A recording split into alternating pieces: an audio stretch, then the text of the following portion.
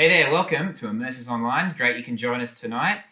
Tonight we've got a really special treat. We've got Andy, Dawso, and Matt bringing us a story about how Jesus calmed a storm and what that shows about how great his character and all those sorts of things. In this term, we're stepping through Mark's Gospel and we're seeing the life of Jesus and his teaching and his power.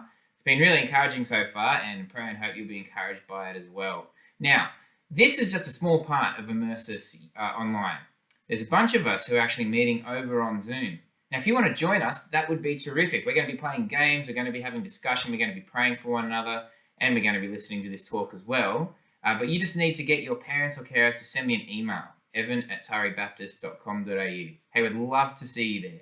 Enjoy the talk tonight, and we pray that you'll be greatly encouraged by it. Hey guys, it's Matt and Andy here. Today we're just going to start off with a bit of a story.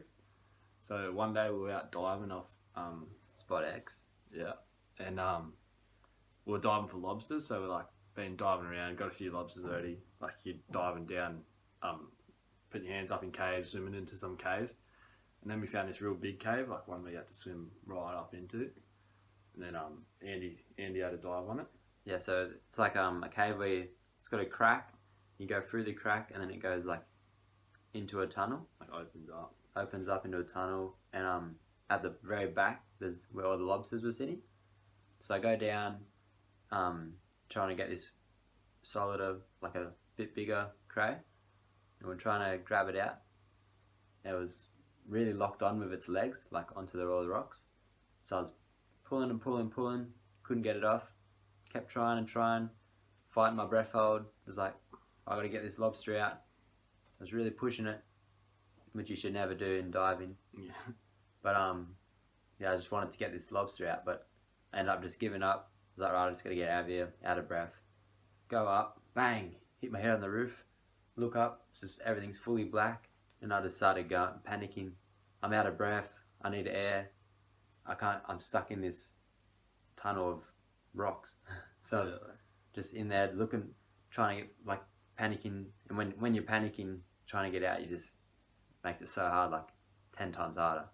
And I ended up being able to find my way out, got up to the surface and got some air, which is a relief. Yeah, that whole time I was on the surface, like waiting. I was like, oh, he should be up by now. He's taking a while. And then when I did see him come up, his like face is all purple and that, and I was like, oh, this is like, that's pretty hectic, like. And then I was like, yeah, pretty scared for him.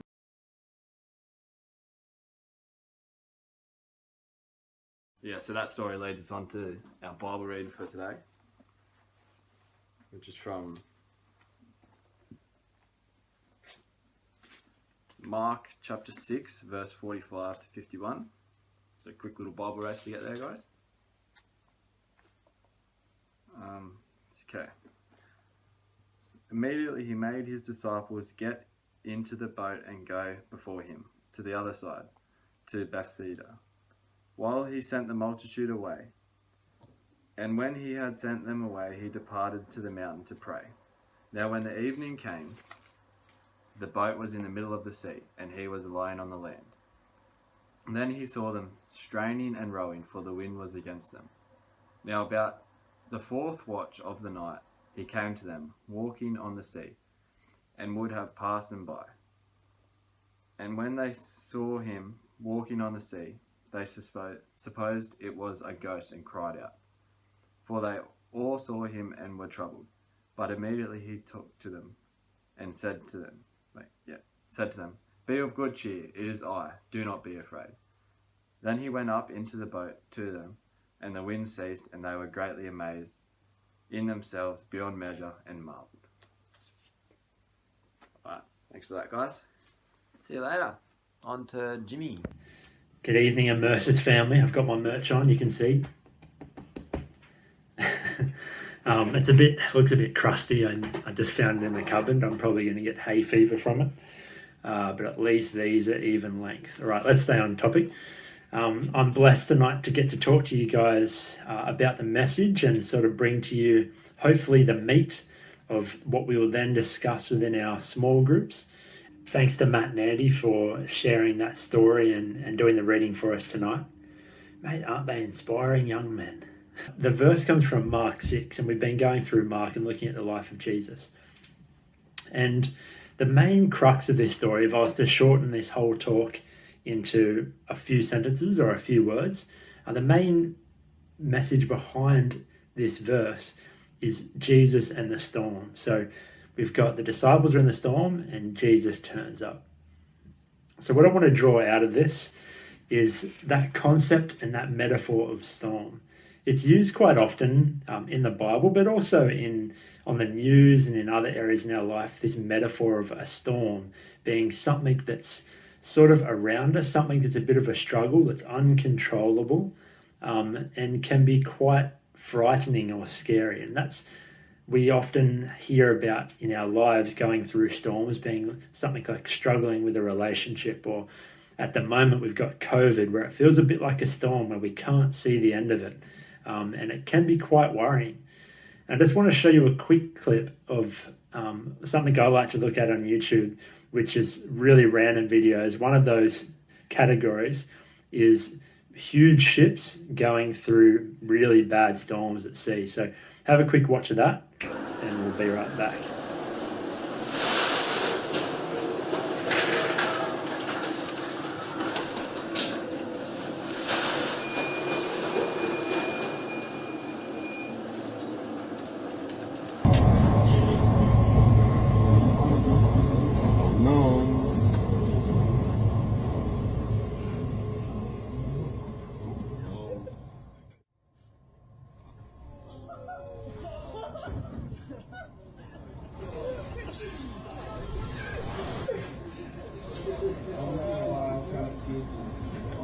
I look away, I'll see you.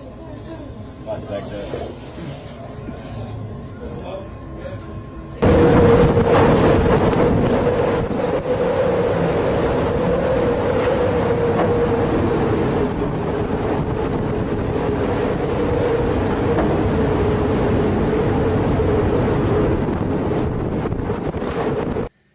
Crazy, hey? I can imagine Harry, he loves being out on big seas and big boats, out there loving it. No, I can't imagine being on one of them. They're huge and there's massive storms. You can just imagine for them how scary that would be. And this gives you a bit of a picture of where we're going with this talk and some of the things the disciples might be feeling. But let's jump straight into the Bible, obviously the good stuff. So Mark 6, verse 45, quick Bible race, go. Nice, smashed it. It starts off by saying, immediately Jesus made his disciples get into the boat and go ahead of him. The wording of that is interesting. It doesn't say that he encouraged them. It doesn't say that he asked them to get onto the boat. It actually says that he made them get onto the boat. And that had me thinking, if we know that Jesus knows everything, we know that he's all loving, he's all knowing, he cares about what's happening in our future, but he also knew in this circumstance that the disciples were about to head off into a storm, into the wind and into a struggle. Why did he send them then? If he knew that they were going to head into that, why would he send them into a storm? And I think the conclusion that we can draw from that, and what I'm going to continue to build on from today, is that there's two types of people or two types of attitudes to a storm. There's survivors of storm, and there's also the people that become the student of the storm. And you hear this a bit with COVID. You might ask someone, oh, hey, how you doing? And like, yeah, I'm surviving. Because it's tough. There's people out there really struggling and really going through it at the moment. And that is one attitude, to survive. But there's another one as well. And that is to see that these opportunities are a chance to learn and a chance to grow from what is a struggle. And knowing that in this story, Jesus actually sent them into the storm. He made them go in because he knew what that was going to build for them, and that was going to build trust in him and really test their faith in that circumstance. So let me keep going. So in this situation, God's timing is what's there to teach us trust. God's timing is there to teach us trust. And storms are a chance to grow and build our faith in Jesus. So then we keep moving through this verse, okay? So they're out on the water, and the whole time that they're out there, let me go to verse let's go to just after verse 45, verse 46.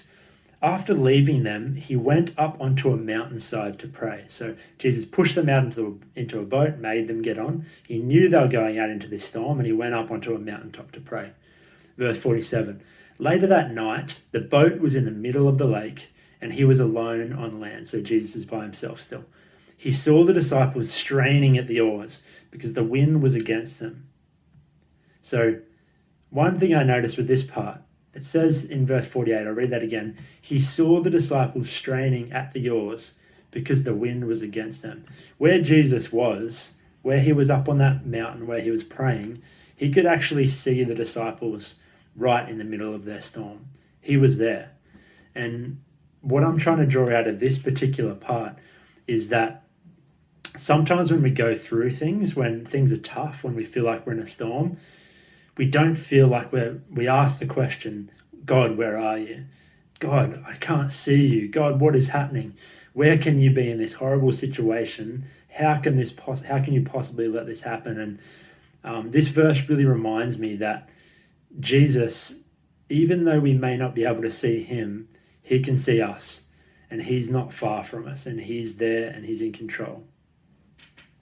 We keep going through that verse. Shortly before dawn, he went out to them, walking on the lake. Some verses say for this part, before dawn, or some say the fourth watch. So this concept of fourth watch I want to draw out from as well. So in Roman times, they would categorize 4 watches, and they were for different times of the night. So first watch, sort of the early hours of the night. Second watch, getting a bit later in the night. Third watch, probably just after midnight. But then fourth watch is the very last one. It's the 3 a.m. to 6 a.m. shift. It's the hard one. It's the darkest hour right before that dawn. And you notice that Jesus, he didn't turn up at the first watch. He actually waited all the way through till the fourth watch to actually turn up. And again, I'm thinking, is Jesus playing games with them here? But I know that in this circumstance that he's waiting for them to trust in him. He needs them to realize that he's there with them. And there's some times where I feel like I might have a bit of a first watch faith where I'm like, all right, God, I'm waiting for you to turn up. Things aren't going very good, but I know you're going to be here. And then first watch finishes and I'm like, he's not coming. I'm in trouble. So I turn to some other dumb way to cope with my particular issue or my particular storm. But in this verse, it reminds us that we need to have that fourth watch faith. That even though hours or days or weeks are passing and we still can't see the conclusion of whatever it is that we're going through, and COVID's just a very common one that I can use, that Jesus is still there, he's watching, and he's got us covered. Even when we feel like it's the darkest, and maybe that's right before the dawn and it's right before he's going to turn up for us. So we keep going here in the next verse. So shortly before dawn, Jesus went out to them walking on the lake. He was about to pass them, but when they saw him walking on the lake, they thought it was a ghost. They cried out because they all saw him and were terrified. An interesting thing I notice here is that they weren't terrified at all before they'd seen Jesus, but this is the first time that it actually mentions that they were terrified. That actually after seeing Jesus, then they were terrified. And what it means to me is that often we try and base God's presence in our life on a feeling. If I can feel God, then he's there for me. If I've got this emotion or this feeling, that must mean that he's close. But actually here, Jesus, they were terrified when he was closest. It wasn't a feeling, it was actually something that goes much deeper than that, and it's a faith and a trust that we need to have in God, and not a feeling that he's there for us. We know that he's there. We have the faith and trust that he's there for us regardless, and he's going to be the closest, maybe when we don't feel him at all, maybe when we're starting to feel terrified.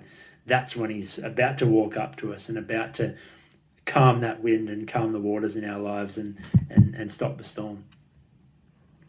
And I don't want to be a person who's in that first watch faith, and I don't want to give up straight away, but I know that God's called us to that fourth watch faith, one that's willing to wait and wait and wait and trust and trust and trust. And I'm encouraging you today to have that same faith with me. So, just in closing here, thank you very much for listening so far. I can't tell anyway, you could be falling asleep, but I genuinely think that a few of you are there focused, and someone's even taking notes, so well done. And so some of the main messages we're pulling out of this. So starting off, who do you trust? Where is your trust coming from? Is your trust coming from yourself? Does your trust come from things always going right, or from a feeling? Do you have first watch faith or fourth watch faith? In your life, is that something, are you willing to wait and trust in Jesus? Because that's how you show that you have true faith, and it's a willingness to wait when others have given up. The second one, what does God want you to learn in this storm? And so we've got so many different storms that I mentioned in our lives. COVID, just one example.